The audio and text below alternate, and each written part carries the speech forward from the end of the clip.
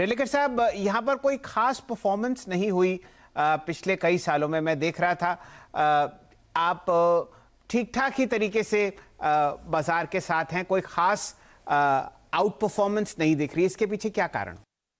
ये फंड का जो सबसे इम्पोर्टेंट यूएसपी है और जिस तरह से ये फंड लोगों के सामने लिया जाता है, ये एक्चुअली एक रिटेल इन्वेस्टर को एसेट एलोकेशन में मदद करने के लिए है। एज इन जो इन्वेस्टर कंजर्वेटिव है, अपने एसेट एलोकेशन के बारे में थोड़ा निश्चित नहीं है, उस इन्वेस्टर के लिए ये फंड बहुत इम्पोर्टेंट है। जिस तरह से हम इस फंड को पेश भी करते हैं या लोगों के सामने लेके जाते हैं, उसके एक्चुअली 4 एस्पेक्ट है। एक तो ये है कि ये बिटवीन इक्विटी और डेट के बीच में एक डायनेमिक एसेट एलोकेशन होता है। दूसरा जो इक्विटी एलोकेशन है वो इसमें सबसे बड़ा वेरिएबल फैक्टर है, उसके अकॉर्डिंग डेट का एलोकेशन की बात होती है। तो इक्विटी एलोकेशन जो है उसमें हमने बहुत ही डिसिप्लिन अप्रोच अडॉप्ट किया हुआ है। वहाँ पे एक प्री डिफाइंड पी मॉडल है जो हमारे एसआईडी में और हमारे फैक्ट शीट में भी दिया जाता है। तो वो हम बिल्कुल उसके डिसिप्लिन के तहत चलते हैं।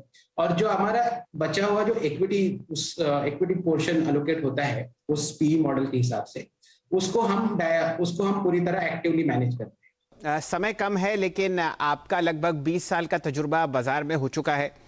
सन 2020-21 में हम लोगों ने लाखों करोड़ों लोगों को, नए लोगों को बाजार में जुड़ते हुए देखा। डीमैट अकाउंट्स खुले, ज़बरदस्त ट्रेडिंग हुई, अच्छा निवेश हुआ, करोड़ों रुपए, हजारों करोड़ों रुपए एसआईपी के रूप में आपकी अपनी इंडस्ट्री में आते हुए दिख रहे हैं। बताइए 2 ऐसी राय जो आप देना चाहते हैं नए निवेशकों को, क्या उन्हें करना चाहिए और क्या उनके रिटर्न एक्सपेक्टेशंस होने चाहिए सन 2022 के लिए? एक इम्पॉर्टेंट राय है, आपका एसेट एलोकेशन पे आप ध्यान रखिए। आपका फाइनेंशियल गोल आपको पता होना चाहिए, आप किस लिए इन्वेस्ट कर रहे हैं। इन्वेस्टमेंट का अगर गोल आप थोड़ा लॉन्ग टर्म रखेंगे तो आपको इक्विटी एलोकेशन को ध्यान देना चाहिए। ये सबसे इम्पोर्टेंट क्वेश्चन है। अगर आपका गोल या पैसे की जरूरत सिर्फ 1 साल के पहले है या बहुत शॉर्ट टर्म में है, तो आप इक्विटी एलोकेशन का बाजार की अवस्था कुछ भी हो, लेकिन तब आपको इक्विटी एलोकेशन के बारे में नहीं सोचना चाहिए। तो हर एसेट क्लास का एक टाइम होराइजन के साथ संबंध होता है। तो आपका गोल लॉन्ग टर्म है या मीडियम टर्म है या शॉर्ट टर्म है, उसको ध्यान में रखते हुए आपका एसेट एलोकेशन कीजिए। वो सबसे इम्पोर्टेंट चीज है। दूसरी चीज, 2022 का रिटर्न की एक्सपेक्टेशन की हमने बात की है। मेरे पास नंबर तो है नहीं, लेकिन मैं इतना कहूंगा कि जिस तरह से आपके रिटर्न्स 2022 में बने, 2021 में बने, 2020 में बने या उसके पिछले 5 सालों में बने, उसको मद्देनजर रखते हुए आपको शायद 2022 के रिटर्न्स के लिए थोड़ा सा कंजर्वेटिव रहना ज्यादा जरूरी है।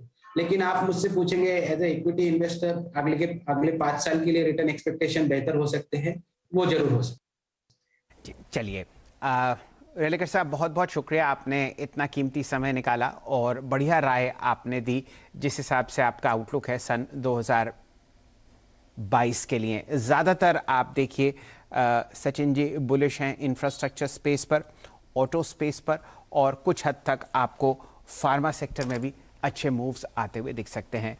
चलिए रेलेकर साहब, यहाँ पर फिलहाल समय समाप्त हुआ फ़ायदेमंद फंड्स का। आप हमारे साथ जुड़े, इतना कीमती समय निकाला और सन 2022 के आउटलुक पर चर्चा करी, बजट पर अपना टेक दिया, इंफ्रास्ट्रक्चर स्पेस, ऑटो स्पेस और फार्मा सेक्टर पर अपने आपने रुझान बताया। उस सब के लिए आपका बहुत बहुत धन्यवाद।